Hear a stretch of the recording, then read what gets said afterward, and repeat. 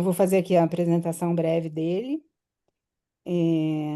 Fábio, como a Flávia já falou, ele é membro participante da escola, é psicólogo, especializado em saúde mental e atenção psicossocial, psicólogo no CAPS AD e tem experiência em CAPS adulto não AD.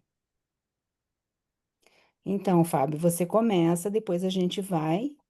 Você perdeu aqui o preâmbulo, mas tem uma colega nossa que é do CAPS, que também está aí. Depois a gente vai ter um debate bem legal.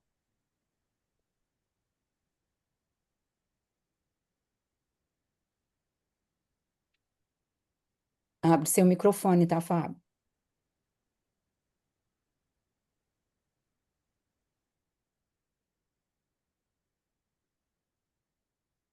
Helena, será que ele está te ouvindo? Oi. Oi. Estão vendo? Olá.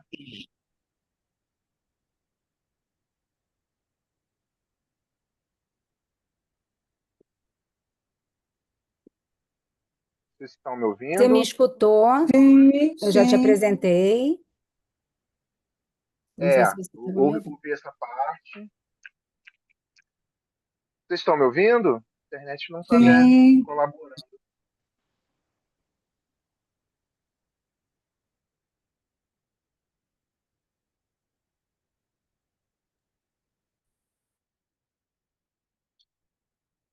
Será que ele está travando?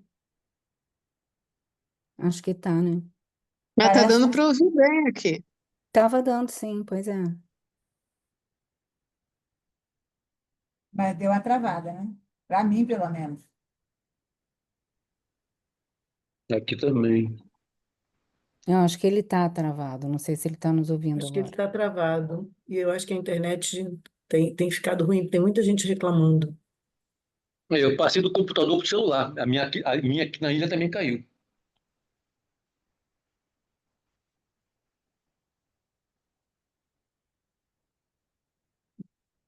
Você tinha travado, Fábio. Agora a gente está te vendo e te ouvindo, se você puder falar. Eu não estou Boa nem noite. vendo nem ouvindo.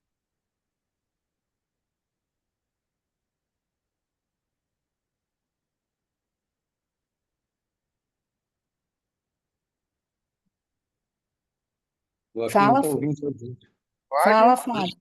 Vocês estão Pode? vendo e ouvindo? Vocês estão vendo e ouvindo o Fábio? Porque aí eu não Não, estou. ele ainda não falou.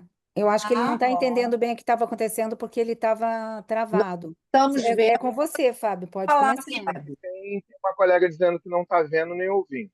Agora estou. Pronto. Boa noite. Queria primeiro agradecer aí o convite da Helena, né? Esse é um tema que eu havia apresentado a pedido de profissionais da assistência social do município onde eu resido, Itaguaí, município onde eu também já fiz parte de CAPs não AD, né? O pessoal chama de CAPs transtorno adulto. Atualmente eu estou num CAPs AD no município do Rio, na Zona Oeste. E a gente tem a proposta aí de tentar pensar funcionamento de rede pública, né, de dispositivos de diversos saberes. E a Helena, muito curiosa, né, desse tema, pede para que a gente compartilhe um pouquinho assim da vivência, né? Eu acho que dentro do âmbito psicanalítico a gente, eu pelo menos tenho algumas questões assim, né? Seria uma escuta psicanalítica, uma clínica psicanalítica em espaços públicos, né? Eu estou tentando aqui abrir, compartilhar. A internet aqui hoje, gente, desculpa, está me favorecendo muito. Mas eu queria até compartilhar assim na tela e tal, se fosse possível, mas vou começar aqui. A gente entende, né, A gente entende saúde mental do ponto de vista do senso comum como aquilo que promove bem-estar, né? Eu vou fazer uma caminhada todo dia de manhã para cuidar da minha saúde mental. Eu vou fazer uma aula de artesanato, de cultura, para cuidar da minha saúde mental. E eu acho que é isso, assim, é tudo que possa promover bem-estar, a gente entende como saúde mental do senso comum. Mas saúde mental no campo da política pública, da saúde pública, ela já vira aí um dever do Estado. E como que, por meio de uma política pública, a gente possa intervir, garantir alguma coisa, considerando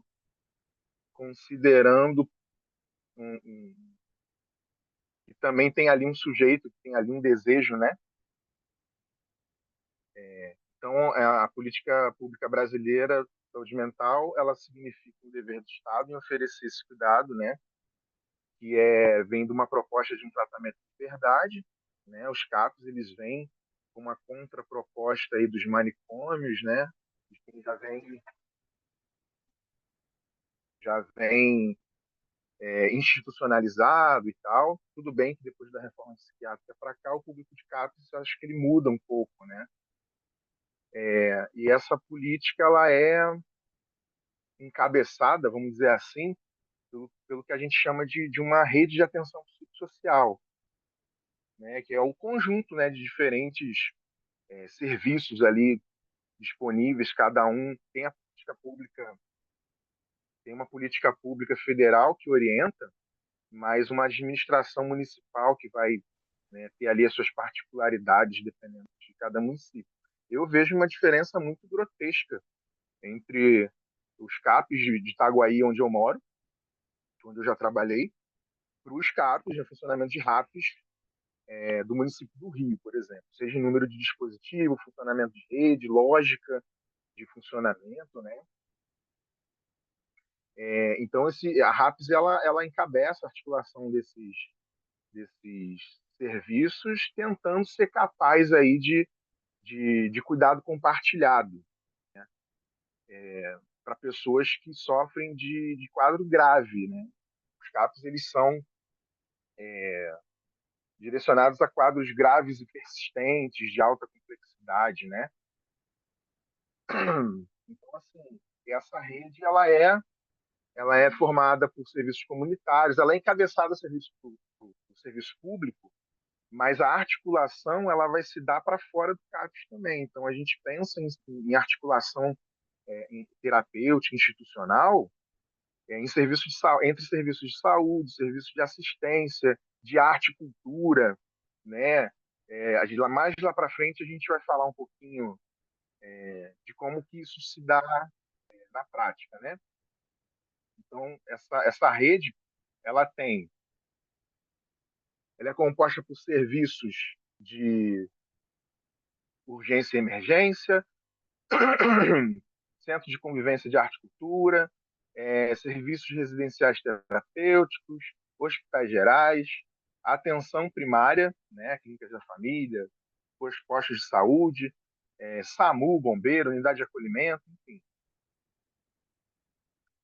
Isso, serviços regidos pela política pública, tá? A gente articula com serviços que não são orientados pela política pública, de saúde mental. Serviços de assistência social, por exemplo, organização civil, sociedade civil, né, que trabalha com algum serviço que pode contribuir ali no projeto terapêutico. Então, dentro dessa RAPS toda, tem ali os CAPs, que a gente vai direcionar um pouco mais hoje, a nível bem introdutório, assim, só para a gente ter uma noção do que é uma proposta de política pública, institucional, para a gente criar alguns raciocínios mais lá na frente. Então, assim, os CAPs, eles são serviços de centro de atenção psicossocial, que é trabalhado com uma equipe multidisciplinar.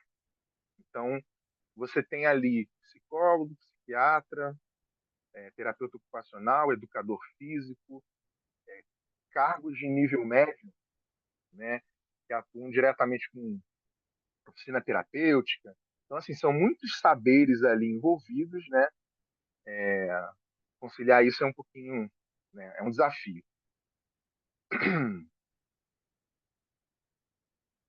Então, assim, são centros especializados, né, no atendimento de psíquico intenso, né? E a gente tem alguns. E ele é dividido em algumas modalidades. Tem o CAPS-C, que é um infanto-juvenil, o CAPS-2, que é o CAPS adulto, que é o CAPS que tem para transtornos mentais e tem para álcool e drogas. Aí isso também já gera um nó assim, na avaliação, na escuta, de você saber o que é predominante ali. A pessoa é um louco que usa substância de forma prejudicial, ou o que está predominando ali é o uso de substância que decorreu, que ocasionou, né, o transtorno. Esses CAPs eles funcionam de segunda a sexta, em horário comercial, né, manhã e tarde. Temos os CAPs também que são de funcionamento de 24 horas, né, que a gente chama de CAPs 3. Então, isso tudo vai ser distribuído de acordo com o número de habitantes, por exemplo, de cada território, de cada município. Pulando aqui, então, uma parte muito. Isso, até agora, o que a gente está falando está na Lei 10.216 de 2001, que a gente chama de Lei Paulo Delgado, né? Começa a abrir ali a proposta de um tratamento de liberdade. Esses CAPs, para quem vai procurar, porque a gente costuma falar que o SUS é para todos, o CAPS é um serviço de portas abertas, de baixa exigência, não precisa de encaminhamento, né? Mas a gente vai considerar alguns fatores ali, familiares, de empregabilidade, de e até mesmo de desejo de estar ali, né?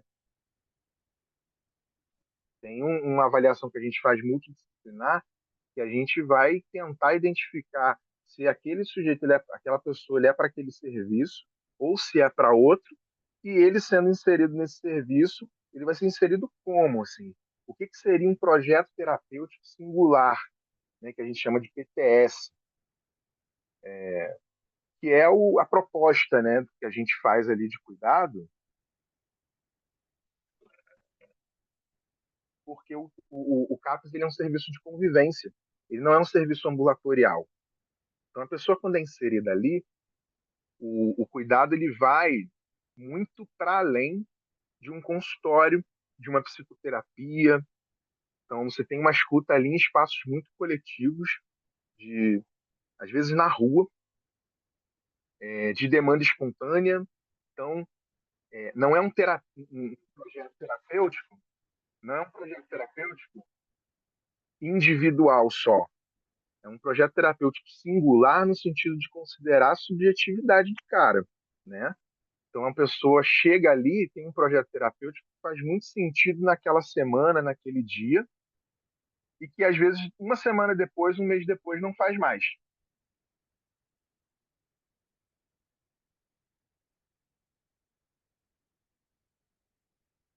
E isso é revisto, né?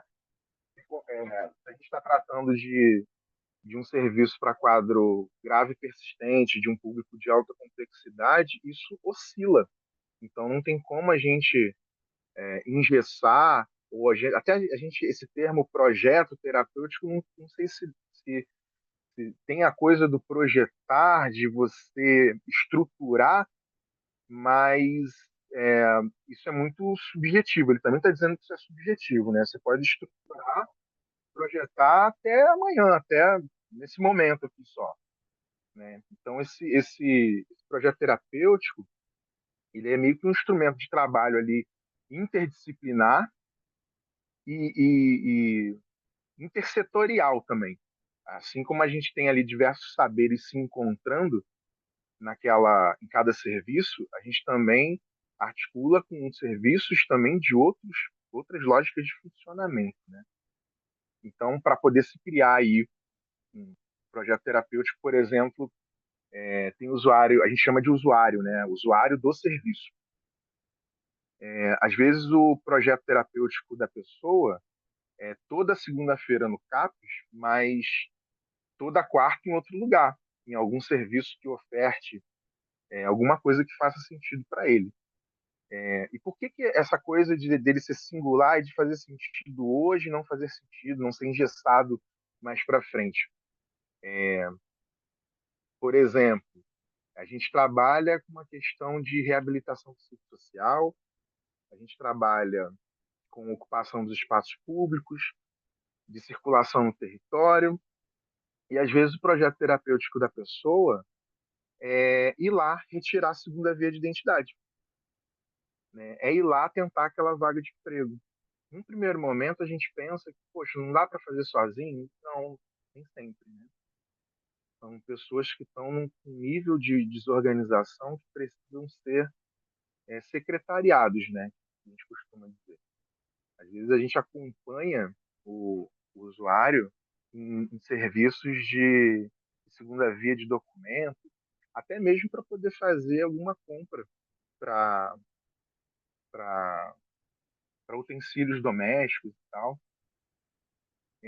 Então, assim, e isso se dá por vamos chamar de fluxo, né? Um primeiro momento, assim, que ele passa por um acolhimento inicial, onde acontece esse tipo de avaliação e tal, e tem outros procedimentos que a gente vai fazendo de acordo com o que a gente avalia, e tem aqui o acolhimento inicial, que é esse primeiro contato, essa primeira entrevista, a gente já trabalha também com acompanhamento familiar, atendimentos individuais em grupo, atenção à crise, né? Os CAPs hoje são, vamos botar aí a principal proposta de, de tratamento, de abordagem à crise, para tentar diminuir a necessidade de internação, de uma intervenção mais invasiva. Às vezes o usuário ele tem um episódio de crise que ele é manejado no próprio CAPS e a gente não precisa acionar bombeiro, SAMU, emergência de hospital geral, né? A gente trabalha com visitas domiciliares, visitas institucionais em sistema prisional, em abrigo, né? Trabalhamos com práticas corporais. O CAPS também trabalha com educadores físicos, né? Práticas expressivas, desenho. Aí isso também vai muito da composição da equipe, né? Eu, por exemplo, trabalhava com desenho e tive a oportunidade até de apresentar aqui em outro momento manejo de crise através do desenho no CAPS Transtorno Adulto, aqui no município de Itaguaí. No CAPS AD de Santa Cruz, eu já não trabalho com desenho, eu trabalho com outros frentes de trabalho. Então, inclusive, quando eu estava chegando, a colega que trabalhava com desenho, com arte terapia, estava saindo. Então, já não é mais uma frente de trabalho desse CAPS por enquanto, então a gente vai sempre remodelando. Eu não sei se eu consigo, queria muito ter compartilhado umas imagens que eu tenho aqui, que são de atuações, né, desse, disso tudo que a gente está falando. Consegue, Fábio. É só você colocar Você no pode me share orientar? ou compartilhar. Compartilhar, né?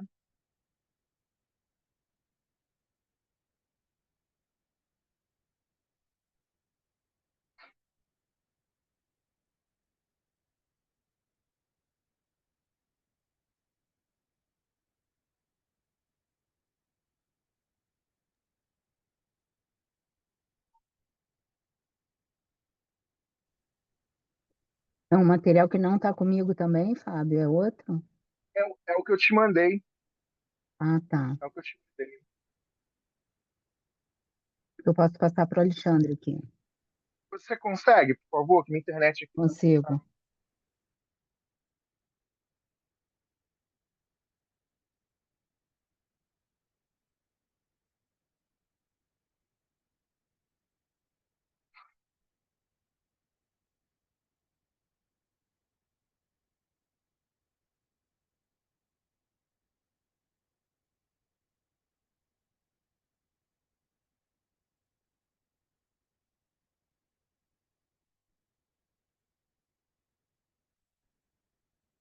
Então, assim, gente, para a gente trabalhar num CAPES, eu acho que eu penso que tem muito da gente acreditar e apostar numa promoção de saúde do psicólogo, do psicólogo que vai além da terapia, da análise, do médico que vai além da, da prescrição medicamentosa, né? E, e a gente trabalha, eu acho que muito na gestão da saúde daquela pessoa, né?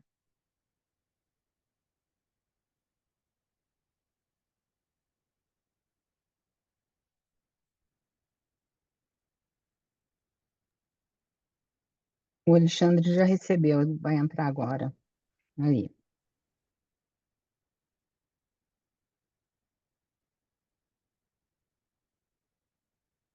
É lá para trás, lá para o final.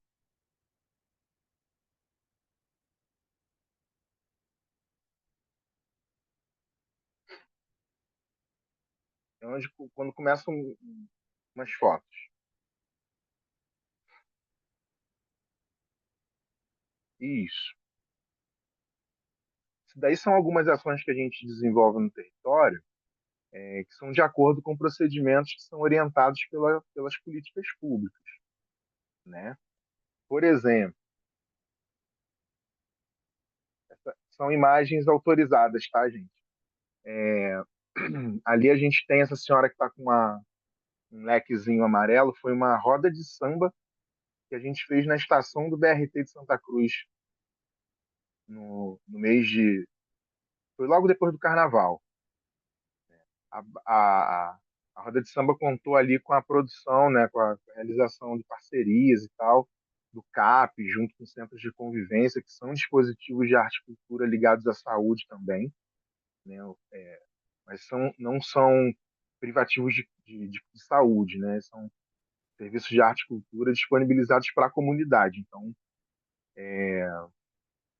eles contribuem para a construção de um projeto terapêutico, mas não são exclusivos da saúde, né? Esse rapazinho ali com um jornal na mão, esse é um jornal que a gente criou no CAPES, né?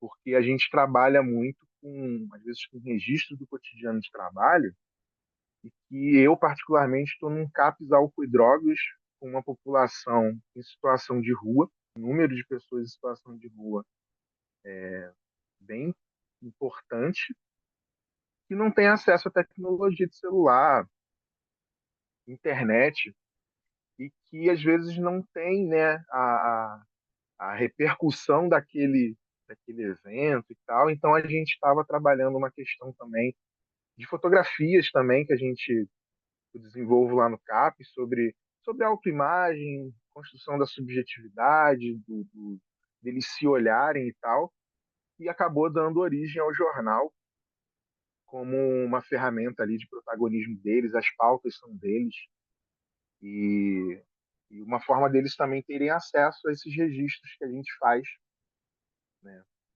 por meio de jornal impresso. Né? Aí tem ali uns usuários falando no microfone, isso aí foi o ato da luta antimanicomial aqui na Zona Oeste, que é um ato de 18 de maio, né, que retoma aí os ideais da luta antimanicomial e reforma psiquiátrica. Então, tinham vários serviços ali de saúde, assistência, arte. Esse da direita é o pessoal da oficina da culinária. Eles têm um trabalho quase que de um buffet e eles vão fazendo eventos por aí. Isso faz parte também de um procedimento chamado geração de renda, né? Está dentro ali da reabilitação psicossocial e tudo mais. Tem um viés terapêutico, mas também tem um viés de geração de renda. Esse evento foi em Bangu, né? E eles fazem também os eventos da Fiocruz também. Pode subir um pouquinho, Alexandre, por favor? Esse aí sou eu jogando videogame com um usuário que não estava bem no dia e o contorno foi por meio do videogame, né? Algo que a gente chama de convivência, né? Algumas vezes a gente leva para a sala de cuidados da enfermagem, a gente leva para um consultório, mas a gente também vai para a rua, vai lá pagar uma Coca-Cola, vai escutar, vai criar vínculo. e de vez em quando eu levo um videogame que eu tenho para poder fazer ter um pouco mais de recurso, né, de linguagem, de abordagem ali. O da foto da esquerda é um usuário nosso que ele tem muitos itens de antiguidade ancestral em casa, trabalha muito com ervas. Então, toda vez que tem algum evento, ele faz exposições, ele gosta de explicar, ele é bem didático. Isso dá um lugar para ele. Assim, né? Pode passar um pouquinho.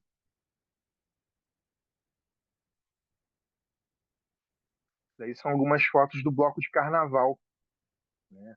Tem alguns blocos de carnaval de saúde mental, no Rio de Janeiro. Isso aí é o bloco Zona Mental, são dos CAPs da Zona Oeste. Né? Isso aí foi o desfile do bloco em Bangu.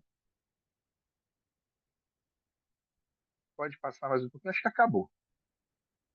Então, gente, assim, de forma muito introdutória, muito breve, tentando passar assim, um panorama do que é trabalhar com equipe multidisciplinar, articulando saberes ali entre profissionais, lógicas de serviços bem distintas e às vezes até contraditórias entre instituições, trazendo um pouquinho assim do um ambiente psicanalítico. Acho que de repente para a gente disparar alguma coisa, assim, uma reflexão, alguma discussão, como é que seria, né, uma escuta psicanalítica, uma clínica psicanalítica num espaço desse, assim, atravessado por políticas públicas que visam garantir isso tudo, mas garante, né? Como é que fica o desejo, né? Esse sujeito, que o projeto terapêutico também, algumas literaturas psicanalíticas de saúde mental, também vão dizer que o projeto terapêutico ele é construído com a participação do usuário de serviço. Então, não é nada imposto, né? É proposto. Né? Então, acho que, de repente, para a gente pensar, pelo menos é uma reflexão que eu faço assim, na minha prática, como é que faz isso, né? A gente é atravessado por tanta coisa, por tantos saberes, por tantas burocracias, né? E como é que é um psicanalista num espaço desse, né? Acho que dá para ficar por aqui. Eu não sei se deu para ter uma ideia do funcionamento institucional, mas eu acho que eu vou passar a palavra aí para Helena e agradecer aí pelo momento. Não, Fábio, eu que te agradeço. A gente vai continuar aqui a discussão, já tem mãozinha levantada. Eu só quero falar uma coisa aqui, né? Que primeiro sempre que eu escuto o trabalho feito nos CAPs, é um trabalho é, que é ímpar e muito avançado até, dadas as condições que nós tínhamos há relativamente poucos anos atrás, né? Não há tanto tempo. Então, assim, eu considero um salto, não entendo tanto, mas escuto, né? As pessoas, escutei os colegas, e eu lembrei da Simone, sim, Teresa Meloni. A Simone, ela trazia uma empolgação muito grande com os CAPs. E eu vejo isso também na Carol, né? Então, assim, algumas pessoas são muito tomadas por esse trabalho, com essa possibilidade de se trabalhar com aquilo que é denominado doença mental e outras coisas, né?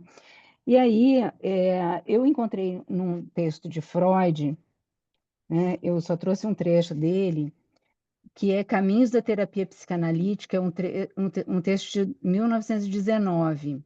Eu até nem sei na obra dele onde está, mas eu achei esse texto na internet. É, ele fala da atividade Caminhos da Terapia Psicanalítica, uma atividade terapêutica sem vasto alcance, né? E fala que, mas, no entanto, apesar disso, ele fala que no futuro ele acreditava que poderiam ser constituídos consultórios, isso é fala do Freud, foi um trabalho que ele apresentou em algum lugar, depois eu posso levantar melhor o que era. Consultórios que empregarão médicos que ofereça a psicanálise para que, diante da análise, sejam mantidos capazes de resistência e de realização, homens que de outro modo se entregariam à bebida, mulheres que ameaçam sucumbir sob a carga de privações, crianças que só têm diante de si escolher entre a neurose e o embrutecimento. Esses tratamentos serão gratuitos, isso ele diz. E ele também diz, nesse mesmo texto, né, ele antecipa uma dificuldade que está sempre nos nossos temas de discussão, né? Que nesses espaços seria necessário adaptar a técnica psicanalítica, e ele diz a seguinte frase: a partir do ato de fundir o puro ouro da análise com o cobre da sugestão direta. Né? Quer dizer, fundir a técnica tradicional da psicanálise a outros manejos clínicos terapêuticos. Eu quero saber o que você acha disso, Fábio, antes de passar para o Felipe, né? Porque outro dia o César, que eu não sei se o César está como participante da escola ou não, e eu estou trabalhando num cartel com ele e com a Renata, que está aqui hoje também, com a Ana Paula Prato, e isso, nós somos 4, acho. 3 mais 1. Ah, e a Rosa que entrou depois, né, Rosa? A Rosa entrou um pouquinho depois, né? A A, gente estava Sim, fazendo. a E a Simone E a que Simone vai vai Simone que entrou entrar. depois ainda, gente. Eu Mas é que a entrei gente ainda junto com nem a se encontrou com a Renata. Simone, né? É, Esse cartel ainda está se montando na minha cabeça. isso. E o César, ele trouxe o CVV, né? Que é o Centro de Valorização da Vida, que nessa minha busca que eu falei no nosso grupo de trabalho anterior, que era o da Márcia, de o sentido da vida, né? Eu tinha uma questão também com a morte por suicídio. E eu fui voluntária do CVV quando eu estava buscando alguma coisa que me respondesse a essa pergunta que não tem resposta. E aí ele traz para mim uma fala entre o tempo que eu fui voluntária do CVV e o que ele faz hoje. Hoje, ele já se coloca nesse misto que o Freud está trazendo aqui. Ele conversou um pouco, não sei se a Rosa lembra disso, se a Renata, que está aí também, né? Então, assim, ali você já escuta uma possibilidade de um mais além, de abrir algum tipo de questão para aquela pessoa. Que na época que eu estava lá era Carl Rogers, né? Era entrevista centrada na pessoa, então você escutava e você também não dava era um acolhimento e um acolhimento sem nenhum tipo de colocação de juízo de valor. Né? Tem os títulos das 3 frases que o CVV se utiliza. Uma pena o César não está aqui hoje. Então, assim, lá eu já escutei que o que eles fazem hoje, os treinamentos são diferentes de quando eu entrei, de quando eu participei, para hoje. Isso já faz, sei lá, 20 anos ou mais que eu participei. Então, assim, eu vejo que há alguma porta se abrindo e alguma possibilidade, mas nunca será a psicanálise aplicada nos consultórios que se propõe a uma. é, Me foge o termo, mas assim, uma mudança subjetiva, algo que de fato vai entrar na estrutura daquela pessoa, né, colocando uma nova possibilidade. Eu acredito que isso não se possa ir. Você quer falar sobre isso, Fábio? Depois eu passo. Acho que o primeiro é o Felipe, depois a Tereza. Acho que um dos desafios, né, é a questão do setting analítico, que não é o divã, né, é a transferência. Então, a nossa tecnologia de trabalho é a escuta, né? Claro, seria bom se isso aí também todo mundo pode ter, né? Poderia, ou deveria, não sei. Eu encontro com colegas que não são da psicanálise, mas que têm uma escuta assim absurda. Então a gente tem pelo menos para mim assim, sempre foi um desafio. Hoje está um pouco menos, mas é da gente trabalhar uma escuta tanto com quem a gente atende quanto com a própria equipe, porque a gente vai lá para fazer a psicanálise é o que me norteia, né? É a minha lupa, vamos dizer assim, é o meu minha escuta, mas e tem uma transmissão ali que a gente não usa termos psicanalíticos, né? Até pela questão do relato em prontuário, pelas discussões de equipe, você tentar aprender a transmitir o teu raciocínio de uma forma traduzida, né? Teve isso em espaço coletivo, seja de equipe, seja de, de usuários, de pacientes, é muito interessante porque aumenta o teu repertório de linguagem, né? O teu repertório de trabalho. Acho que você fica um pouco mais, pelo menos para mim, afinou muito a escuta, assim, mas eu acho muito possível, né? Eu fiz uma roda de conversa uma vez que o pessoal estava se apresentando, era a minha primeira vez, então o pessoal falou, eu sou o fulano de tal, sou dependente de álcool, sou fulano de tal, sou dependente de crack e tal. E aí quando terminou, eu fui o último, eu falei, eu sou o Fábio, tenho tantos anos, eu sou psicólogo, minha filha acabou de nascer, tem um aninho, hoje ela tem 6, né? Isso foi num outro espaço, não foi nesse Capos AD, não. Ela acabou de nascer, eu toco violão, eu sou casado há tanto tempo, e eu gosto de filme assim. Aí 2 ou 3 levantaram a mão e falaram assim, eu queria me apresentar de novo. E apareceram, né, elementos ali para além do álcool, da droga, né, do uso de substância. Teve um que ele falou, eu sou dependente há tanto tempo, né, eu sou dependente. Eu falei, você depende de quê? Da minha mãe. Então já abriu para outra coisa.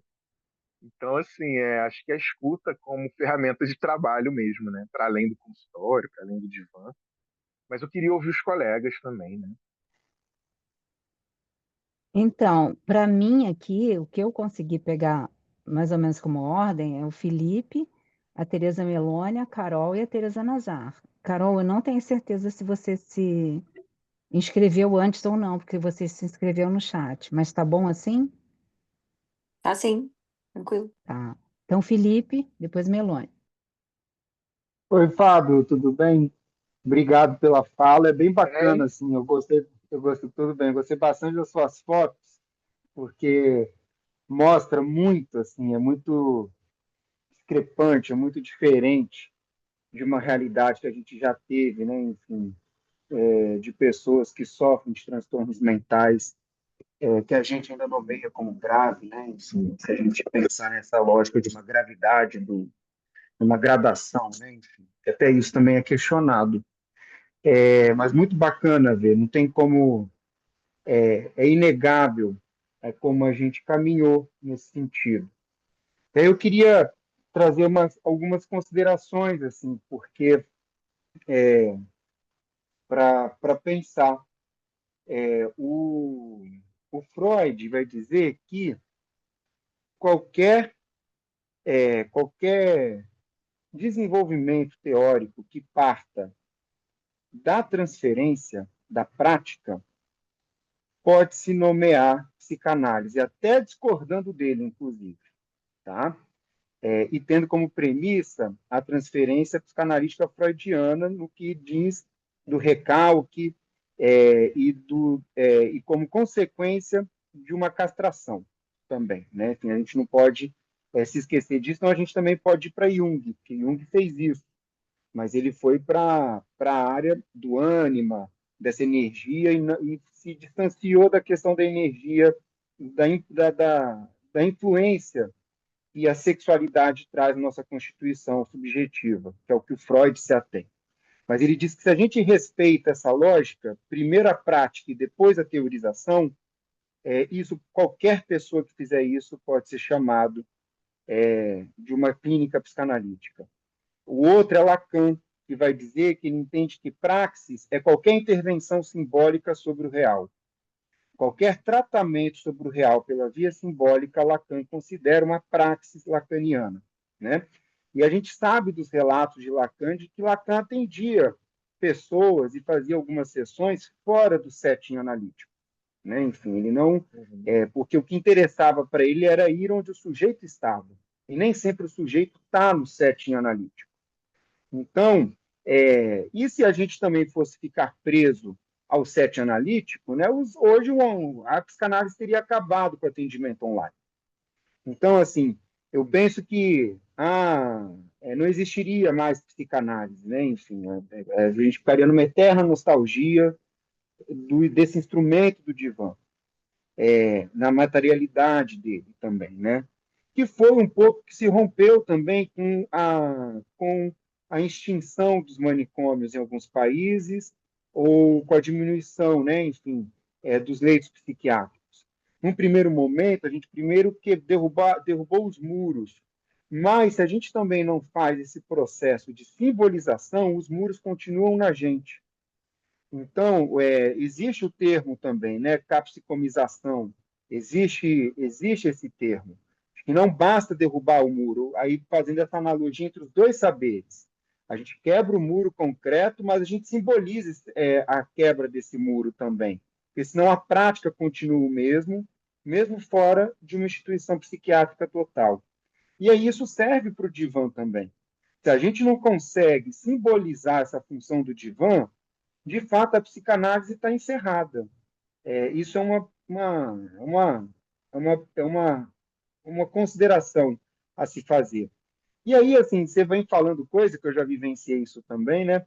Todo o norte de uma clínica no CAP substitutiva, ela se utiliza de preceitos psicanalíticos, né? A transferência, o técnico de referência, que dentro algumas pessoas da equipe ou da mini equipe, o sujeito escolhe quem vai ser o técnico de referência dele, enfim, tem esse projeto terapêutico em que ele participa, a lógica, igual você falou, né? Não é só ir tirar uma identidade, não é o processo burocrático de tirar uma identidade, não é o processo burocrático, social, de um assistencialismo, de oferecer uma refeição. É o processo de poder ouvir esse sujeito no processo de tirar sua própria identidade. É a clínica de ouvir esse sujeito enquanto ele come, como ele come, qual a relação dele com a comida, inclusive, né? Como que ele lida com aquilo, com o corpo. Exatamente, porque senão aí de fato a gente continua numa prática manicomial em que não há sujeito, né? Dentro das mesmas, né? No manicômio tem almoço, tem café, tem jantar. No manicômio tem assistência social que vai tirar a identidade para o sujeito, né? Enfim, para a pessoa. Então, muito para além desse imaginário e dessa coisa concreta, existe toda essa importância que não tem como, a meu ver, pensar não ser psicanalítico. E aí cabe a nós aqui desenvolver a partir dessa praxis, né? Enfim, que aí, de fato, talvez a gente possa pensar nessa clínica por esse viés psicanalítico. Mas sempre respeitando essa ordem, né? A psicanálise vem da praxis, né? Não é que a gente vai encontrar, a gente até encontra, e muito, mas senão a gente inverte. De fato, se a gente vai com a teoria tentando encontrar a prática, isso já não é psicanálise, né? Enfim, a gente já não está nem escutando o outro se a gente vai dessa maneira. Então, assim, bacana, acho sempre importante trazer, a gente já trocou outras vezes, e aí queria trazer essas considerações e principalmente uma opinião, enfim, de que, de fato, não há nada mais psicanalítico hoje do que uma clínica no CAPS. Inclusive a questão da convivência, tempo lógico, tudo isso a gente encontra numa clínica no CAPS. É muito bacana, enfim, era isso. Muito bom. Fábio, quer falar alguma coisa? Sem palavras. Agora é a Melone. Tereza É, Melone. eu queria agradecer muito, mas muito fortemente à Helena por ter tido a ideia de trazer isso, ao Fábio por essa exposição. Queria ressaltar esse ponto que a Helena rapidamente se referiu, na audiência pública, onde se defendia a a não regulamentação da profissão ou a não universalização da psicanálise no sentido corriqueiro. É um dos argumentos, né, que é usado contra nós, de que é preciso, sim, reconhecer a profissão, é preciso colocar na universidade, é que nós não temos o alcance a essas camadas que, por exemplo, o Fábio acabou de mostrar para a gente. Então, eu acho, Fábio, assim, eu queria falar isso para todos. Será que a gente pode fazer alguma coisa? Que nós aqui estamos conhecendo esse trabalho, mas esse trabalho é muito pouco difundido. Eu tive aqui algumas pessoas acompanharam uma colega que, desde que se formou, que trabalha com CAPS, hoje ela é supervisora, e outras apresentações, a Carol também tem trazido isso para a gente, mas é muito pouco. Eu acho que você fez um jornal para divulgar para aqueles que não têm acesso ao celular. Mas nós temos acesso ao celular e também nós não vemos essas imagens, também nós não conhecemos esse trabalho. Então, a gente tem que fazer alguma coisa, porque no meu celular não aparece isso. Então, é preciso você trazer.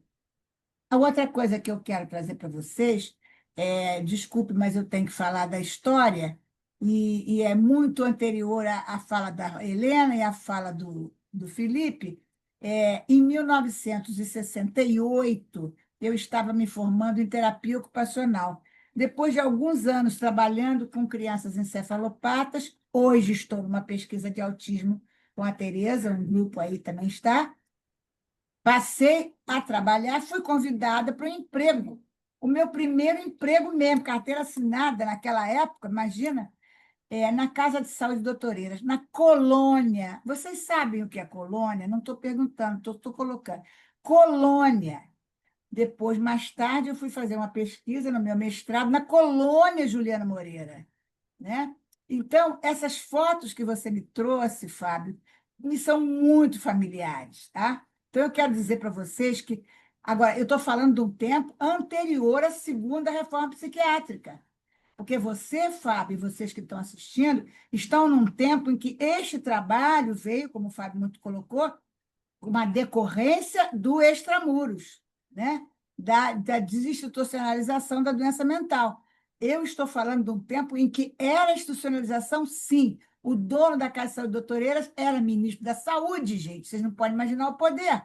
Então, qualquer pessoa que falasse mal, eu vou voltar à época de Juliana Moreira, 1920, se falasse mal da religião, nós tivemos agora uma fala sobre religião, se falasse na hora errada, se falasse mal, se tivesse alguma prática em casa um pouco libidinosa, ia ser internado, porque isso era maus costumes. Então, eu estou falando dessa época em que eu fui trabalhar nessa colônia, paciente. Essa colônia fica nos rincões de Japeri, Paracambi, que ninguém chega lá a não ser de carro, não tem como chegar lá a ser de carro, e a gente fazia esse trabalho. Desculpa eu falar um pouquinho mais. Eu estou viva porque, num desses passeios que a gente fazia, tirando o paciente de dentro do muro, de dentro da colônia, e levamos para uma praia, era um programa de praia, e todo esse trabalho que vocês fazem de pegar o regimento do Exército de Paracambi para nos dar o caminhão, o outro não sei o quê para nos dar a comida. Todo esse trabalho que vocês fazem articulado, isso já existiu, só que com o paciente internado. E na hora de vir embora, um paciente desse fugiu, porque estava numa birosca tomando cachaça. E com isso, a gente saiu de lá atrasado. E vocês não podem imaginar, o viaduto do Rebouças caiu 10 minutos antes de eu passar. Se esse paciente não tivesse ido tomar a cachaçinha dele, Tereza Meloni não estaria aqui. Então, eu estou contando isso tudo para dizer que, historicamente, a importância desse trabalho, né?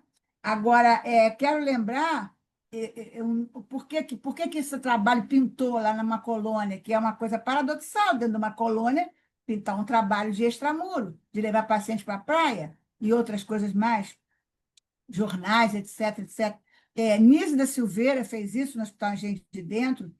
O Ibsen, José Ibsen, que era um psicanalista ferrenho, foi ele que bancou esse trabalho dentro da colônia Juliana Moreira, no Hospital do Pedro II, no pavilhão da Nísida Silveira.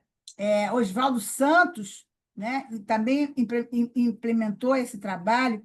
Então, assim, a gente está fazendo uma segunda volta. Agora, isso precisa sair na manchete do jornal, porque é de uma importância incrível. E, inclusive, nós, psicanalistas, somos acusados de só fazer uma psicanálise elitista, né? Então, gente, é isso. Desculpe aí falar demais, mas eu fiquei realmente emocionada. Muito obrigada, Flávia. Legal. Obrigada, Helena. Aonde eu vejo mais informações sobre o trabalho dos CAPs e que tem assim um pessoal muito focado em informação é no Threads. Mas assim, em todas as redes sociais você entra e conforme você Desculpe, se aonde? Pode coloca, repetir? Pode repetir? hã? No Pode. Threads, que é a rede social associada lá ao Instagram. O Threads pouca gente Ah, no conhece. Threads. Threads. No Desculpe, Threads. eu sou tão ruim nisso que eu custei É, entender. então, assim, conforme a gente se direciona por determinados assuntos, isso volta para a gente, né? É o que a gente recebe. Então, lá tem pessoas até que, assim, condenam isso de brincar. Ah, você é maluco, vai para o CAPS, está precisando ir para o CAPS, que não aceitam isso pela seriedade que enxergam, e não são pessoas necessariamente que são trabalhadoras do CAPS, são pessoas da população comum e que entende o valor desse serviço. Mas, de fato, né, eu acho que a gente tende sempre a ver muito mais as coisas piores acontecendo e sendo divulgadas, mas é isso. E há uma É, resistência a esse trabalho, porque esse trabalho é a quebra do monopólio da saúde mental. sim, sim. Mais antigamente ainda do que você contou, Barbacena, né, a mulher não casava e ia para lá. Né? E a gente visitando Portugal, a gente fica hospedado em hotéis que foram conventos e que as moças da sociedade que não casavam iam para lá. O pai dava um valor, né? Então, um negócio, a história aí conta horrores sobre isso, né? Carol, querida, que bom você estar aqui. Oi. É, vamos lá, né? Tantas coisas foram ditas. Muito legal te ouvir também, Fábio. Assim, de fato, sempre foram poucas vozes. Eu acho que nesses espaços de formação em psicanálise a gente escutava e escuta esse trabalho, né? Em saúde pública, né? De alguma maneira, né? E até porque eu acho que a formação em psicanálise, eu discordo um pouco da Teresa Meloni, eu acho que ela ainda é elitista, sim, né? Mas eu acho que isso vem, de alguma forma, se desconstruindo, né? E acho que isso tem muito a ver, pelo menos no meu percurso, né? Eu vou apontar a partir do meu percurso, com uma prática que a gente costuma dizer hoje decolonial, né? Assim, que eu acho que tem muito a ver, assim, quando eu comecei a trabalhar em CAPS, inclusive foi o que me motivou a fazer mestrado, foi pensar qual era o lugar de um psicanalista dentro de um CAPS, porque isso era uma questão, assim, muito forte para mim ali, né?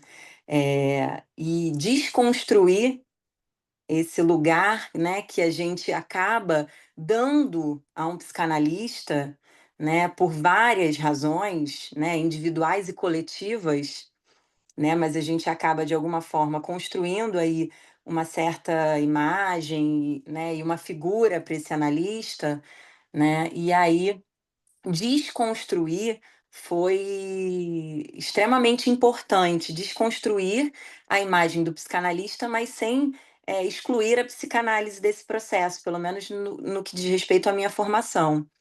É, e aí eu tive que incluir alguns novos significantes, né, da assistência social, significantes que são de outros campos que não são da psicanálise, mas que compõem essa prática da atenção psicossocial.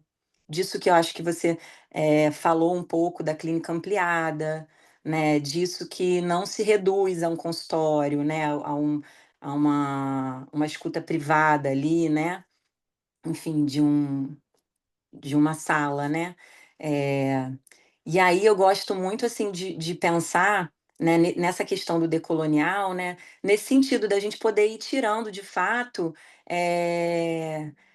esses signos, né, por que não chamar assim, né, que a gente vai colocando em torno de uma formação de um psicanalista, né, e que, assim, é colonialista, né, nós, inclusive, se a gente for pensar, né, nesse sentido da psicanálise chegando ao Brasil, né, colonizando a gente. E não há mal nenhum, quer dizer, há o mal, claro, mas assim, eu digo assim, é dessa maneira que chega, né? Eu acho que é um trabalho que a gente vai fazendo, é um percurso que a gente vai fazendo, e pelo menos eu acho que para mim funciona dessa maneira, né?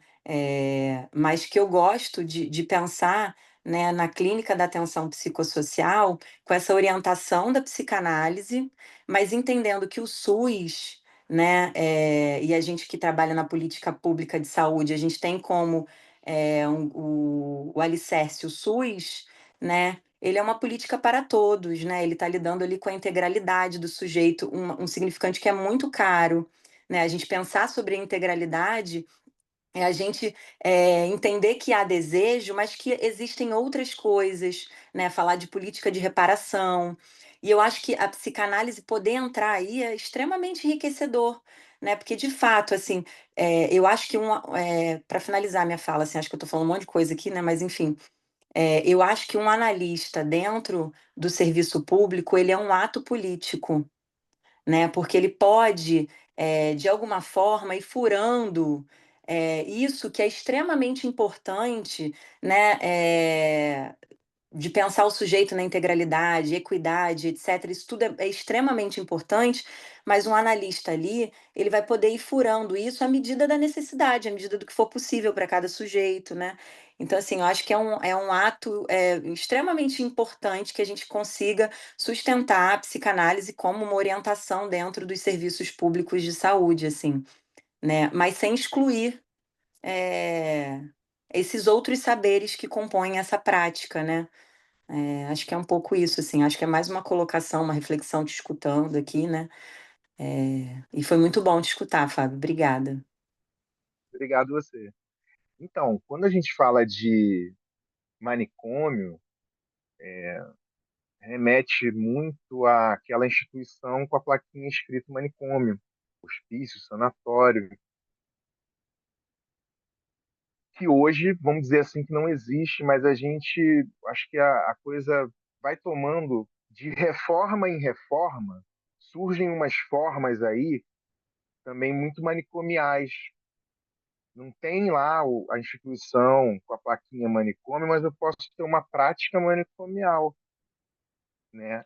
É muito cotidiano, inserção ou tentativas de inserção em CAPES daquele jeitinho lá do Bicho de Sete Cabeças, né? Não sei quem já viu esse filme do Rodrigo Santoro, é até uma indicação quando a gente entra na faculdade e tal, de psicologia, porque você vê isso através dos encaminhamentos de serviços de saúde, de rede pública, rede privada, assistência social, né? Agora, quando você tem a epidemia de diagnósticos, né? Uma criança feliz, agitada, que corre, ele é hiperativo, né? Uma que é um pouco mais retraída já está com diagnóstico de autismo. Então, isso, eu que venho de CAPS, transtorno, e vi muito isso, né, de uma epidemia de diagnóstico, de uma patologização da vida, né? Eu vejo isso agora num público álcool e drogas, de diagnóstico, porque o CAPS ele não é uma instituição para quem usa, senão não ia ter CAPS suficiente nesse Rio de Janeiro, né, nesse Brasil. CAPS é para quem faz um uso nocivo e entende que ele pode construir um tratamento junto ali. Então, ao mesmo tempo que a gente avalia a relação desse sujeito com a droga, a gente avalia também a relação dele com o projeto terapêutico, com o café da manhã, com a alimentação, igual o Felipe bem falou, e a gente observa relações de poder, por exemplo, né? Atos manicomiais podem ser feitos pela você cedendo ou negando comida. Qual o critério, né? Medicação, relato de prontuário. Um relato de prontuário ele pode ser extremamente violento, né? Porque aquilo ali direciona um tratamento ou um destratamento, né? Então a gente quando fala em manicômio, eu acho que vai muito para além da instituição, né? Vai para as práticas. Aí parece até meio poético falar isso, né? É um manicômio dentro de cada um, né? E a gente tem um trabalho de resistência atravessar isso, porque a gente fala de uma atenção psicossocial que tem múltiplos saberes ali, funcionamentos de formação profissional institucional e tal, mas que também se atravessam o tempo todo. Nem sempre aquilo ali é uma junção saudável, né? Você tem que lidar com o encaminhamento, com a rede, com o sistema judiciário, por exemplo, né? Tem demandas que vêm para a gente que são extremamente agressivas. Tem demandas familiares, por exemplo, né? A família bota ele aí porque ele tá bebendo. Ele fumou um cigarro de maconha.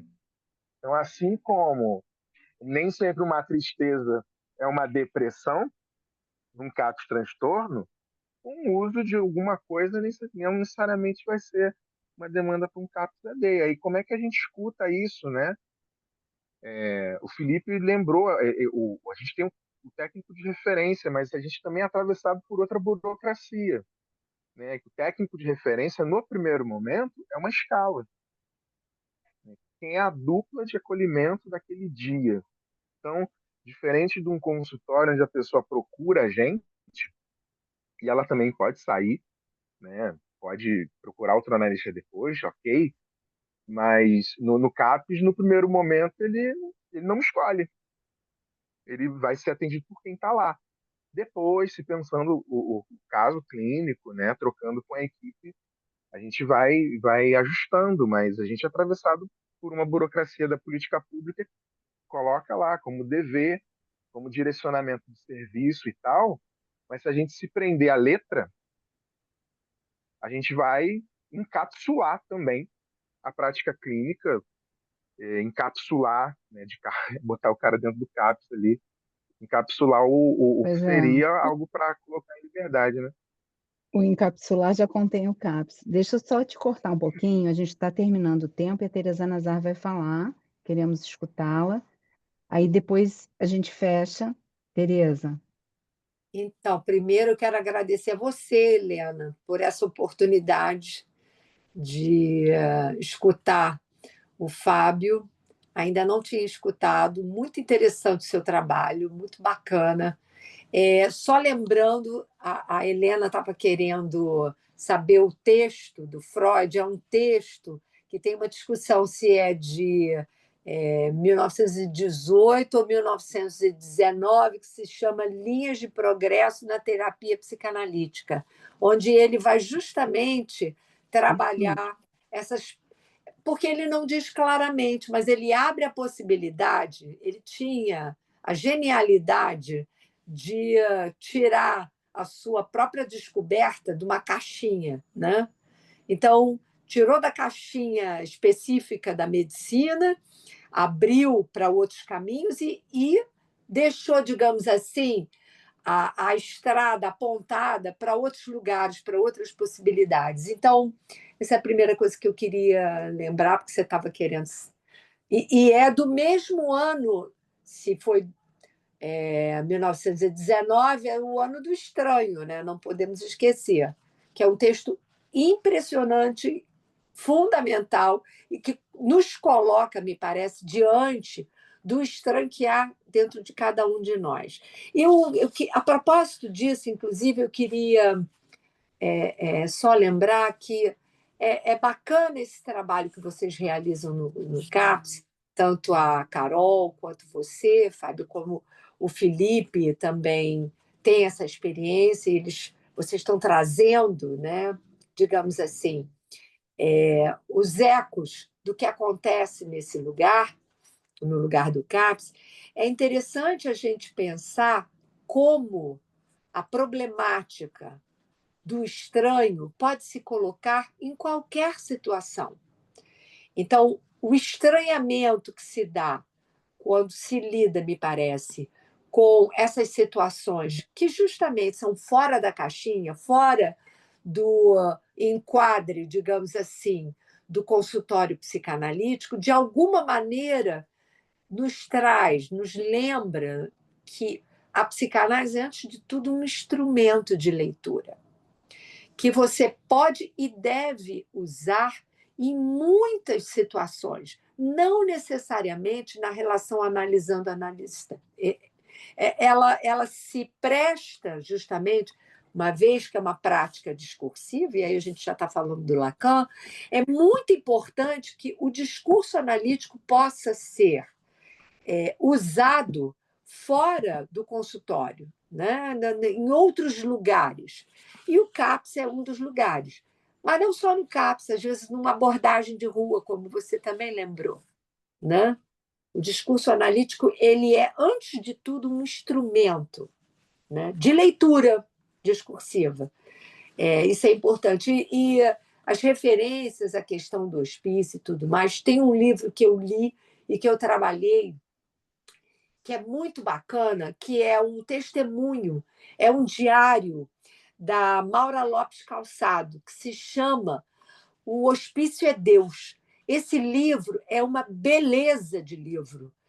Uma moça, a gente vê todas as questões, acho que foi falado aqui também, as questões da sexualidade, a questão do preconceito contra o corpo da mulher e da mulher, né? A mulher que usa do seu corpo, tem a liberdade de fazer desse corpo que ela bem entende. E no início, não tão no início assim, mas no início do século XX, essa mulher, uma mulher da alta sociedade de Minas Gerais, ela é colocada no hospício, né, dada como doida, porque ela feriu, né, digamos assim, a moral da época. Uma mulher extremamente culta e inteligente. Eu indico esse livro para vocês. É o livro da Maria Lopes Calçado, chama-se O Hospício é Deus. Então, eu queria só trazer essas poucas observações, porque os colegas trouxeram muito mais questionamentos super importantes. Enfim, e te agradecer mais uma vez, e a Helena. Muito bacana. Obrigadíssimo, Tereza. Obrigada a todos, obrigada ao Fábio. Quero agradecer muito a Flávia também, por ter conseguido tão rapidamente um espaço no momento em que eu apresentei para ela a ideia. Muito rapidamente foi possível estar aqui, foi ótimo. E já que a Flávia abriu um espaço, eu vou pensar em outras pessoas que talvez possa trazer. Tem uma outra participante que trabalha no Psicanálise na Praça, lá em Porto Alegre, e ela é participante aqui na escola. Então, talvez ela possa trazer também algo dessa experiência, né? A psicanálise que sai desse contexto, que a gente tem como um ideal. Fábio, brigadíssimo, foi maravilhoso, Muito né? bom. Então, obrigada a Obrigado, todos, e gente. ficamos aqui porque o próximo grupo é aberto, é com a Tereza Meloni, é sobre o grafo do desejo, né, Tereza? E entramos já, imediatamente.